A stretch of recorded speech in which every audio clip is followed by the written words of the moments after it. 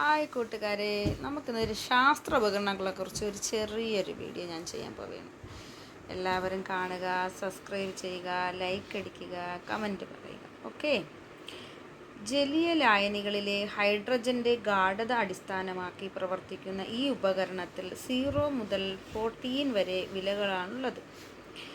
ഹൈഡ്രജൻ്റെ വീര്യം എന്ന് അർത്ഥം വരുന്ന ഇംഗ്ലീഷ് വാക്യത്തിൻ്റെ ചുരുക്കപ്പേരിലാണ് ഈ ഉപകരണം അറിയപ്പെടുന്നത്. 1909 സോറൻസൺ ആണ് ഈ ഉപകരണം കണ്ടെത്തിയത്. ആരാണ്? 1909 സോറൻസൺ ഈ ഉപകരണം കണ്ടെത്തിയത്. ഇതിലെ മൂല്യം അനുസരിച്ചാണ് ഒരു ലായനി ആസിഡ് ആണോ ബേസ് ആണോ എന്ന് തിരിച്ചറിയുന്നത്. ഏതാണ് ഈ ഉപകരണം എന്ന് വെച്ചാൽ pH സ്കെയിൽ എന്നറിയപ്പെടുന്നു. ഏതാണ് pH സ്കെയിൽ? എന്താണ് pH സ്കെയിൽ നമുക്ക് നോക്കാം. പൊട്ടൻഷ്യൽ ഓഫ് ഹൈഡ്രജൻ എന്നാണ് pHൻ്റെ പൂർണ്ണരൂപം. pH ഇപ്പം എന്താണ്? Protection of hydrogen. Potential of hydrogen pHൻ്റെ പൂർണ്ണ രൂപം.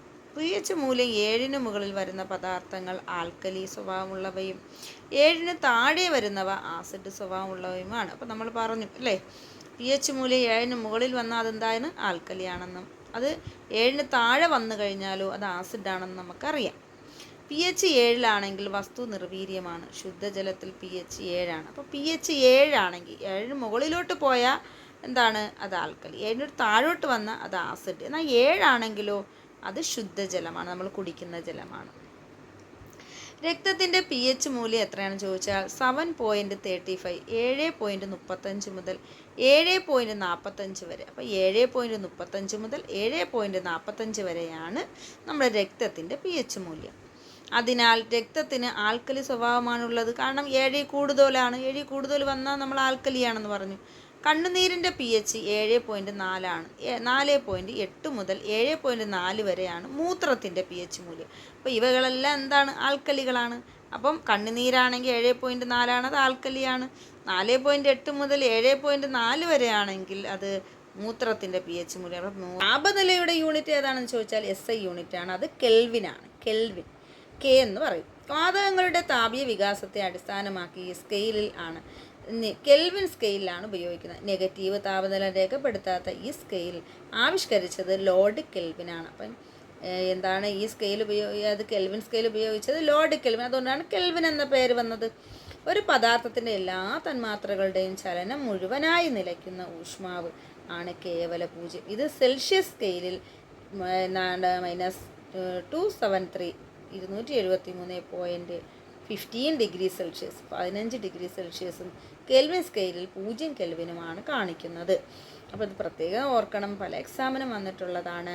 കേവല പൂജ്യം എന്താണ്? ഒരു പദാർത്ഥത്തിൻ്റെ എല്ലാ തന്മാത്രകളുടെയും ചലനം മുഴുവനായി നിലയ്ക്കുന്ന ഊഷ്മാവ് ആണ് കേവല പൂജ്യം എന്ന് പറയുന്നത്. ഇത് സെൽഷ്യസ് സ്കെയിലിലാണെങ്കിൽ -2 എന്താണ് 273.15 ഡിഗ്രി സെൽഷ്യസും കെൽവിൻ സ്കെയിലിലാണെങ്കിൽ അത് 0 കെൽവിനുമാണ്. ഇനി പ്രകൃതി ദുരന്ത തീവ്രത അളക്കാൻ ഉപയോഗിക്കുന്ന ഈ ഉപകരണത്തിന് പേര് വന്നത് ഇത് കണ്ടുപിടിച്ച വ്യക്തിയിൽ നിന്നാണ്. ഒരു പ്രദേശത്തെ ജലത്തിലെ റെഡോൺ വാതകത്തിൻ്റെ സാന്നിധ്യമാണ് ഈ പ്രദേശത്തെ പ്രകൃതി ദുരന്ത സാധ്യത മേഖല എന്ന് പരിഗണിക്കാൻ കാരണമാകുന്നത്. 9.5 നിലവിൽ ഈ ഉപകരണത്തിൻ്റെ 9.5 നിലവിൽ ഈ ഉപകരണത്തിന് രേഖപ്പെടുത്തിയ ഏറ്റവും ഉയർന്ന തീവ്രത. ഏതാണ് ഈ ഉപകരണം? റിക്ടർ സ്കെയിലാണ്. അപ്പോൾ ചാൾസ് ഫ്രാൻസിസ് ഡിക്ടറാണ് റിക്ടർ സ്കെയിൽ കണ്ടുപിടിച്ചത്. ഭൂകമ്പ തീവ്രത കണക്കാക്കാനാണ് റിക്ടർ സ്കെയിൽ ഉപയോഗിക്കുന്നത്. അപ്പോൾ ഭൂകമ്പങ്ങളുടെ തീവ്രതയൊക്കെ മനസ്സിലാക്കാൻ വേണ്ടിയാണ് റിക്ടർ സ്കെയിൽ ഉപയോഗിക്കുന്നത്. 0 മുതൽ 10 വരെയാണ്. 0 മുതൽ 10 വരെയാണ് റിക്ടർ സ്കെയിലിൻ്റെ രേഖപ്പെടുത്തിയത് അളവ്. 5.5 മുകളിൽ രേഖപ്പെടുത്തുന്നവയാണ് വൻ ഭൂകമ്പങ്ങൾ. അപ്പം 0 മുതൽ 10 വരെ. അതിൽ 5.5 വന്നാൽ അത് ഭയങ്കരമായ ഭൂകമ്പമാണ്. ലോകത്ത് രേഖപ്പെടുത്തിയതിൽ ഏറ്റവും തീവ്രതയുള്ള ഭൂകമ്പം നടന്നത് എന്താണ്? ചിലിയിലെ വാൽഡിവിയ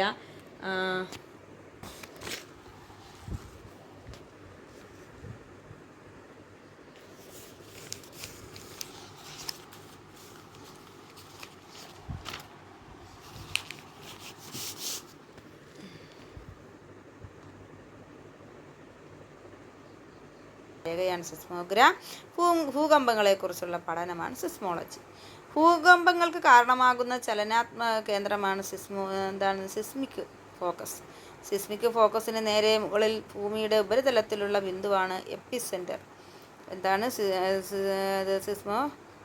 സിസ്മിക് ഫോക്കസിന് നേരെ മുകളിൽ ഭൂമിയുടെ ഉപരിതലത്തിലുള്ള ബിന്ദുവാണ് എപ്പി സെൻറ്റർ. ഭൂകമ്പം ഏറ്റവും ശക്തിയായി അനുഭവപ്പെടുന്നത് എവിടെയാണ്?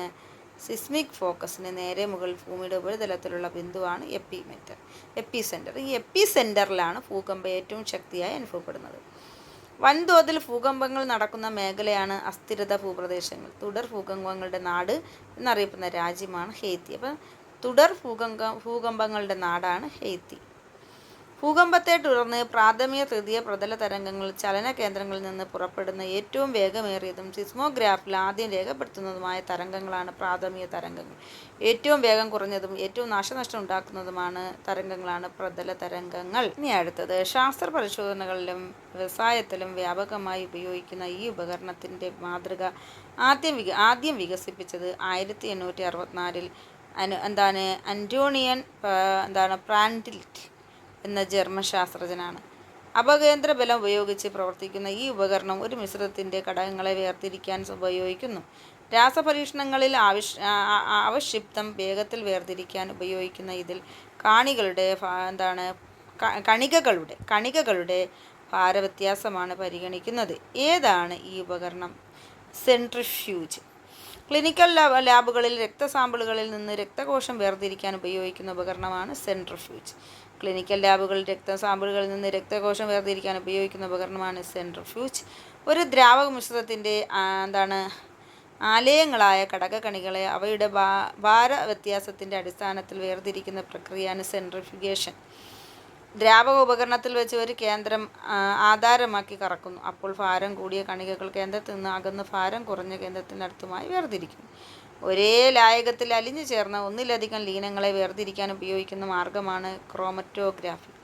ഈ രീതി ആദ്യം ഉപയോഗിച്ചത് നിറമുള്ള പദാർത്ഥങ്ങൾ വേർതിരിക്കാനായതുകൊണ്ടാണ്. ഈ പ്രക്രിയയ്ക്ക് ഈ പേര് വന്നത്. രക്തത്തിൽ കലർന്ന വിഷാംശങ്ങൾ വേർതിരിച്ചെടുക്കാൻ ഇത് ഉപയോഗിക്കുന്നു. ഇനി കേശികത്വം, അതിശോഷണം എന്നീ പ്രക്രിയകളാണ് ക്രോമറ്റോഗ്രാഫിയിൽ ഉപയോഗപ്പെടുത്തുന്നത്. സൂക്ഷ്മ സുഷിരങ്ങളിലൂടെ ഭൂഗുരുത്വത്തിന് എതിരായി ദ്രാവകങ്ങൾ മുകളിലേക്ക് ഉയരുന്ന പ്രതിഭാസമാണ് കേശികത്വം. സൂക്ഷ്മ സുഷിരങ്ങളിലൂടെ ഭൂഗുരുത്വത്തിന് എതിരായി ദ്രാവകങ്ങൾ മുകളിലേക്ക് ഉയരുന്ന പ്രതിഭാസമാണ് കേശികത്വം.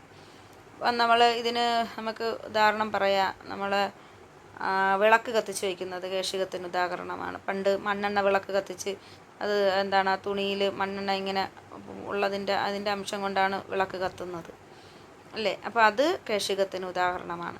പ്രതലവും കണികകളും തമ്മിലുള്ള ആകർഷണം മൂലം കണികകൾ പ്രതലത്തിൽ ഒട്ടിപ്പിടിക്കുന്നതാണ് അതിശോഷണം. പ്രതലവും പ്രതലവും കണികകളും തമ്മിലുള്ള ആകർഷണം മൂലം കണികകൾ പ്രതലത്തിൽ ഒട്ടിപ്പിടിക്കുന്നതാണ് അധിനിവേശം. Thank you.